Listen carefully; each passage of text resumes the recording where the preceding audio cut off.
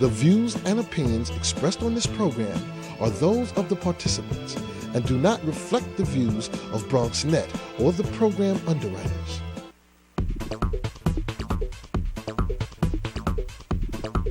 BronxNet. Your voice, your views, your vision.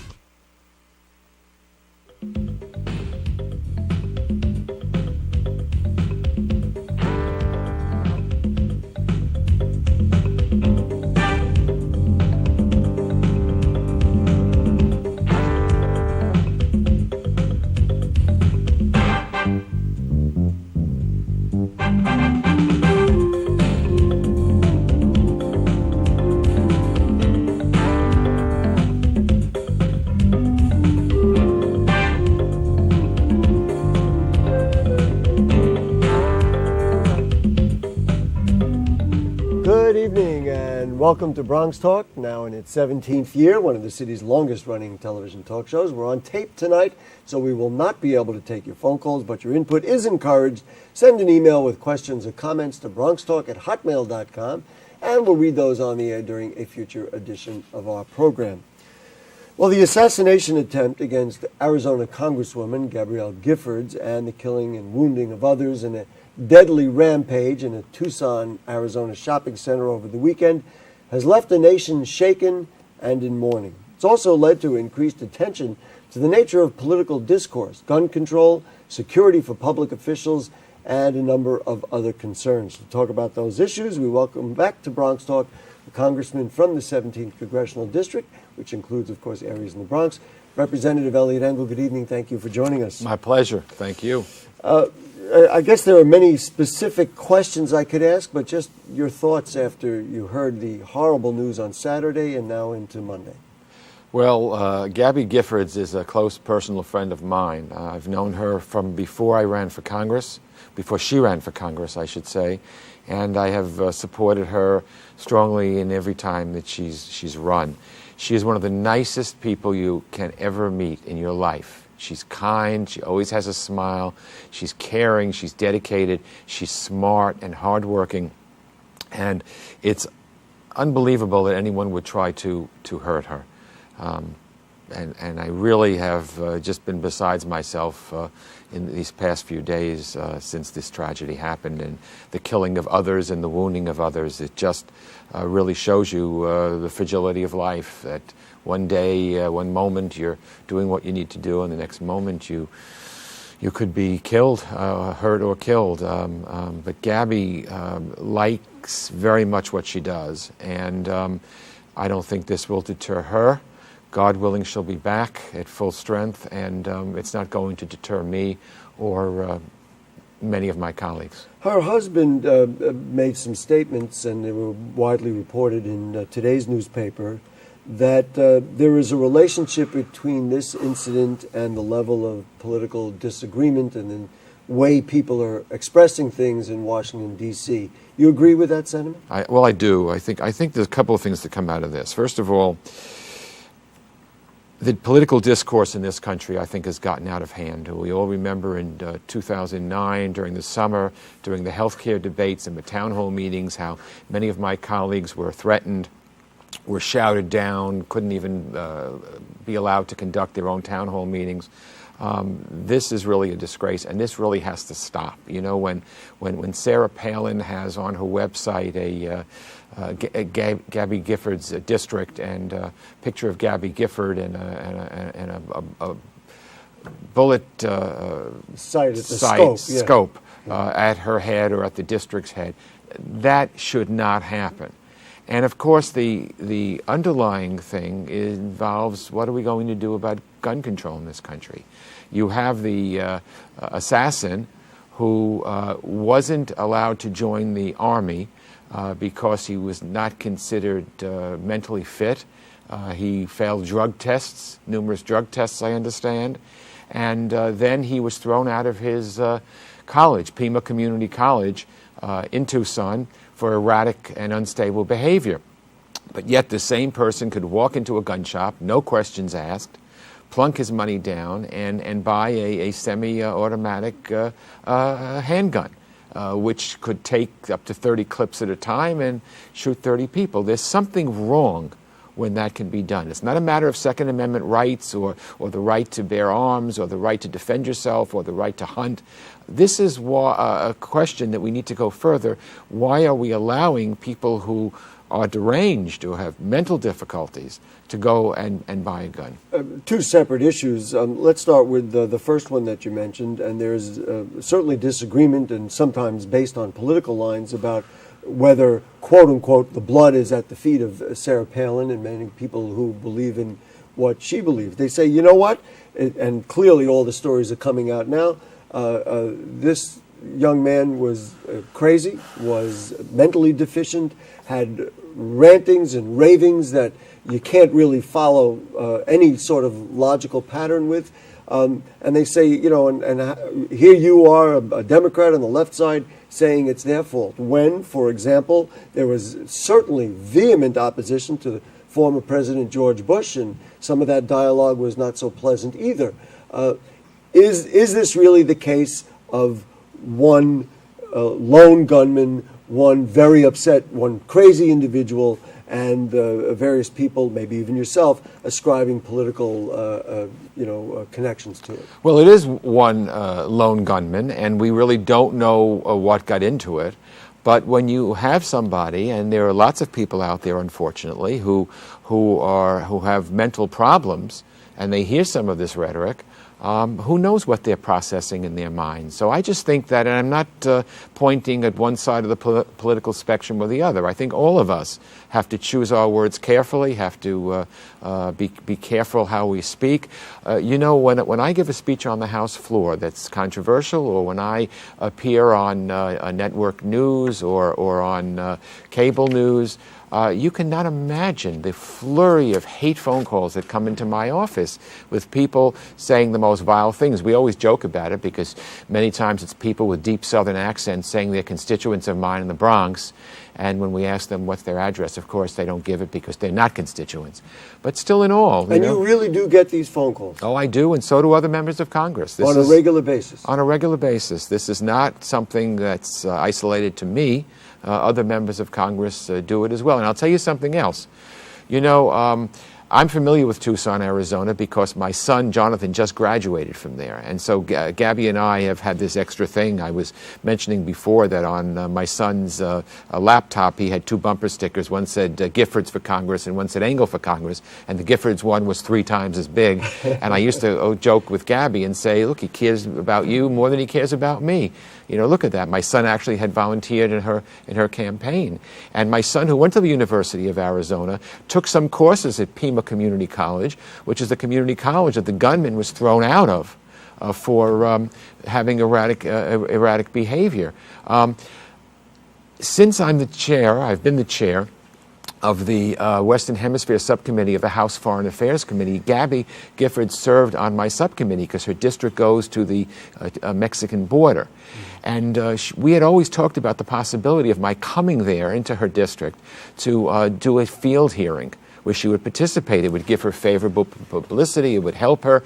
And we talked about it, but we never could quite get our calendars together. So this July, when Congress was ending to go into the recess, the summer recess, I said to her, Gabby, I could come in August or September or October before the election, and I think it would benefit you. Let's do the hearing then. And she said to me, no, Elliot, I think the rhetoric and the atmosphere in my district is just so poisonous towards Washington that I don't want to do a field hearing of the Congress from Washington. I think it would only hurt me in my election. So she was prophetic, unfortunately, because she kind of knew her district, and this man who was trying to kill her apparently was ranting about Washington. You know, ironically, I guess, in looking back, you could say, gee whiz, you, or in a way any of us, could have been standing there at that particular time. You know, it's a nice segue into the first guest I thought I'd like to bring on, Congressman. His name is Ephraim Cruz. He's the co-founder of a group called Bronx for Change. He's lived in Arizona for 10 years, coincidentally, in that district. And I thought it would be interesting to have him on with us and just to characterize or maybe underscore some of the things you talked about. Ephraim, you with us this morning? Yeah. This evening? How are you? Ephraim, let's talk a little bit about Gabby Gifford's district. You were telling me earlier that it really is heavily split. Give me a sense of the political tenor in that part of Arizona. Well, the congressional district, the 8th congressional district in Arizona, is a vast swath of southern Arizona. If you needed to commute from one end to the other, it would probably take about 4 hours to cover your district. It's comprised of farms, mountains, small towns. You have Tucson, which is, I think the population is a little smaller than the population of the Bronx, but is larger in territory to cover. Talk to me about the political discourse or the political relationships between people. Pretty well split between red and blue, isn't it? Actually, it leans Republican, and Gabrielle Giffords won it after retiring Jim Colby gave up the seat, and she was in a very heated 7-way Democratic race in the primary, and she bested the candidates, and then we all rallied around her, and she's been very skillful in a mostly Republican district to maintain that seat for Democrats, and has been very sensitive to the issues and the balancing required to hold that seat in such an environment. When she won the seat in a heavily split district like the one you just described, was there a lot of anger? Do you sense that there is a growing political anger directed at her, or is it like, I'd like to think, any other district where someone wins and then everybody rallies around and says, okay, Congress member, please represent us? No, there's been a lot of hostility, increasing hostility, particularly in Arizona. Gabrielle Giffords, supported Barack Obama. She voted for the health care reform bill, where some of her colleagues succumbed to that vote. I organized for Representative Kathy Thalkamp of Pennsylvania. After that vote, she lost her seat, and she was a fellow Blue Dog Democrat. So it's cost her colleagues the House. In Arizona, the hostility, her office was violated. She had a window broken to her office. The community in Arizona is very intimate. It's sprawled, but people, if it has a small town feel, people know each other. They know their names. They volunteer. They don't have to be paid for volunteer work. They volunteer out of the kindness of their heart, genuine care for the community. Their elected officials. Ephraim, let me just interject one final question for you. I hate to put it this way because, of course, nobody expects or anything like this. Are you surprised that something like this can happen? And then along with that, do you attach some of the political discourse directly or indirectly to what happened here? I'm shocked it happened to her. Am I surprised it happened? Overall, no. I take issue with people saying that, on both sides there's a lot of hostility. The progressive left advocates for uplifting people and bettering their lives, not like, in my opinion, the Republican right, which likes to uplift people, it seems to me, at the expense of the working class. So there's a different approach to how we articulate it, but it's not with the venom that we've seen on the issues of immigration, health care, now with Social Security and Medicare, being sought after. So these are the issues that affect working class people across the country. Right. Ephraim, we're going to let you go, and we do appreciate your time. Co-founder of Bronx for Change and a former resident of Arizona. Just to get a little first-hand opinion, we really appreciate your perspective this evening. Thank you. Thank you. Congressman, is it possible to have discourse in this country between two groups and not have it be as heated as Mr. Cruz described? Well, I would hope so, and he accurately described that district. It leans Republican, and what happened was Gabby Giffords only won by about 900 votes in this last election. It was less than 1%. And we had a horrendous ruling by the Supreme Court, which basically, in the Citizens United case, which basically said that any corporation or company could be even foreign, if we don't know whether they're foreign or domestic. They can pour millions and millions of dollars into someone's race, and they do not have to identify where the money is coming from. Well, this was a Supreme Court decision. Yes. So in Gabby Gifford's case, she told me that they pumped millions of dollars into hate television commercials against her, totally distorting her record and saying vile things about her, and it was never identified as to who paid for these. That, to me, in my lifetime, was one of the most horrendous Supreme Court decisions. It is flooding our politics with unseemly sums of money, and we don't even know who's paying for it. And she was hurt by it, and it helps to create an atmosphere of hate, and many of my other colleagues were hurt by it as well. You know, I want to just rephrase this same question, which I know that many viewers are watching right now saying, Gary, make sure you ask that question, and that is, so given the fact that nobody is disputing that there is this discourse, is there a connection to this and a crazed, mentally unstable guy who has access to a gun and is willing to do an act like that? Many people are saying, you know what, nobody's disagreeing with the level of discourse, but we are disagreeing that there's a connection between this lunatic and what happened. Well, the answer is we really don't know. I mean, we really don't know. It was one lone gunman. He obviously wasn't wrapped too tightly, and he committed an unspeakable crime. I mean, how much the rhetoric had to do with it, I don't know. We'll never know.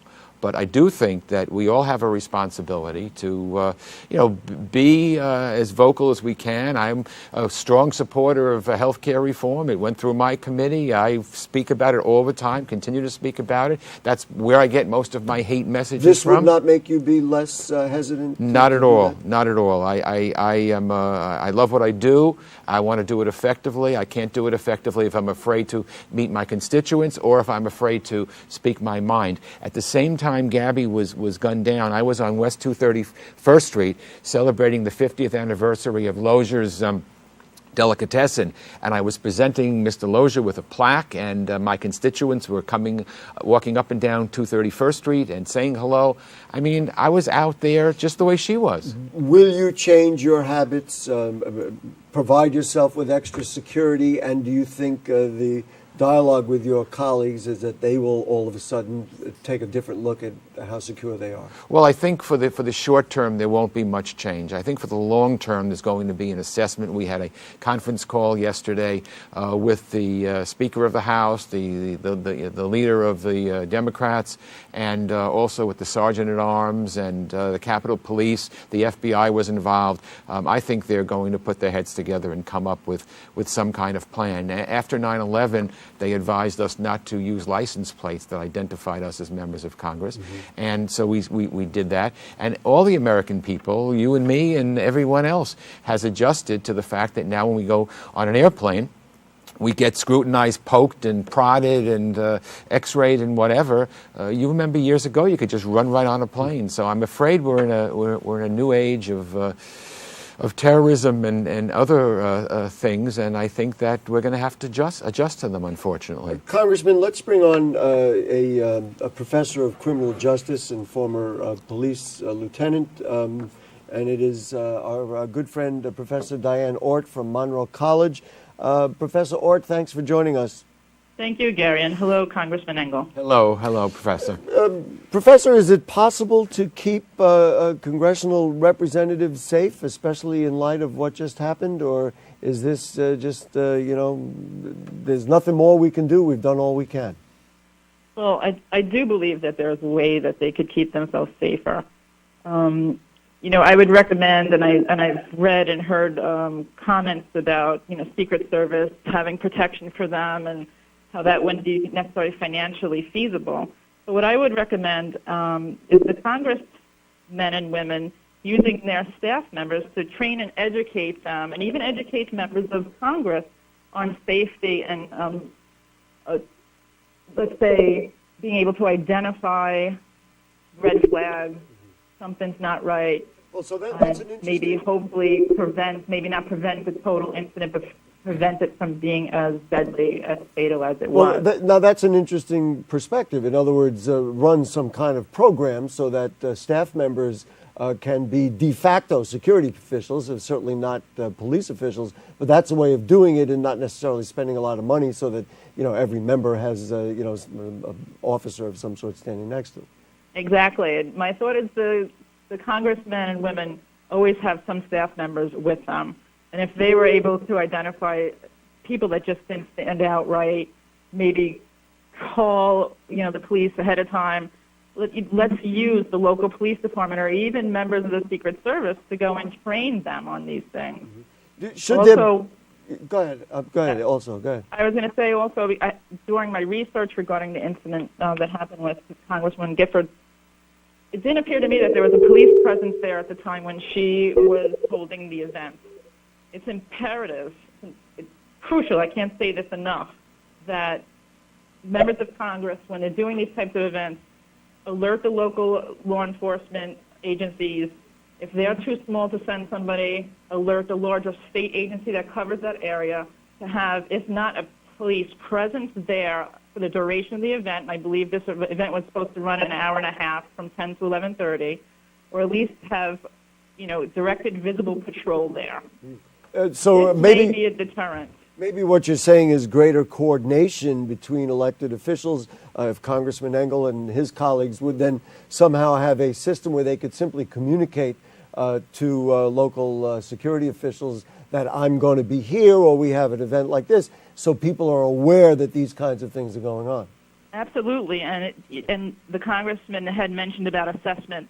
And when security and risk assessment, 'cause my master's degree is in protection management, emergency management, it's important to assess the risk. What one member of Congress risk may be low, it might be different for someone else, which would dictate then a different structure of how to protect that person and everyone else who attends the event. Because as we know, Congress, the people must be able to have access to members of Congress, and that's just the nature of the government. So now we need to move forward. I'm happy to hear that there's a long-term assessment in progress. Professor, I'm going to let you go, but your comments are very interesting and certainly opened my mind up to possibilities maybe we haven't considered. Thank you so much. And again, Professor Diane Ort of Monroe College, we appreciate your time. Thank you. And let me say, I think the professor is right on the money here, so to speak. And I think that's what will ultimately come out of the review that's being done now for members of Congress. Coordination very closely with local law enforcement officials and coordination in terms of instructions to staff. I think I hadn't thought of that because, of course, like many people are saying, we can't afford to have 435 members of Congress as well as the 100 senators trailed, at all times, but maybe a greater awareness by staff and have them trained to know what to look for. I think that as reasonable a suggestion as I've heard. Let's go back to an issue that you raised earlier in the program, and that is about gun control.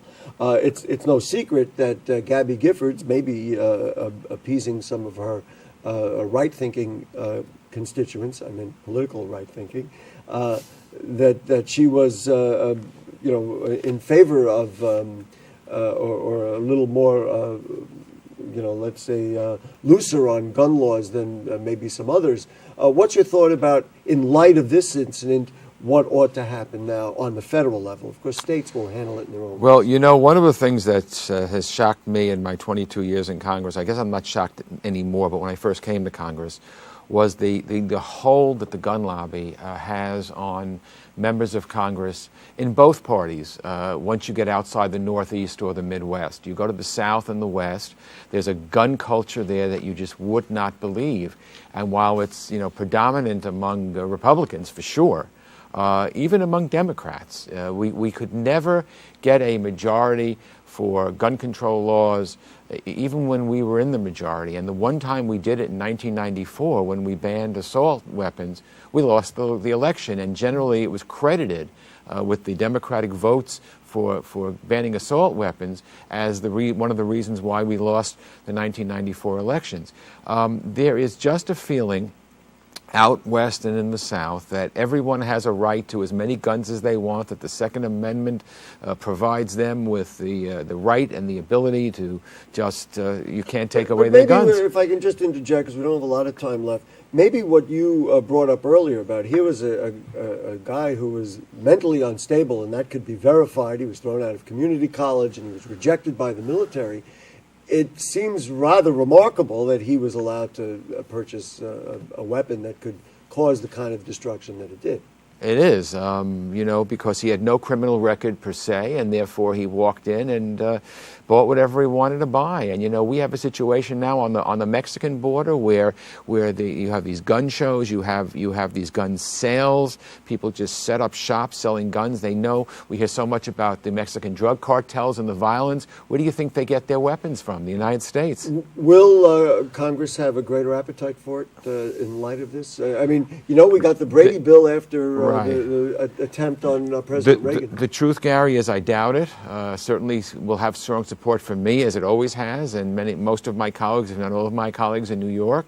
But if you are from the West or the South and you take an anti-gun position, you'll probably lose or never win. That's just the reality. Final question, sir. Do you think that your colleagues in Washington will now be more sensitive to how they discuss important issues, whether it be health care or just about anything else that comes up? I hope not. I hope that it doesn't stifle anybody's feeling. I think we could. I meant in terms of the nature of the discourse. Well, I would hope so.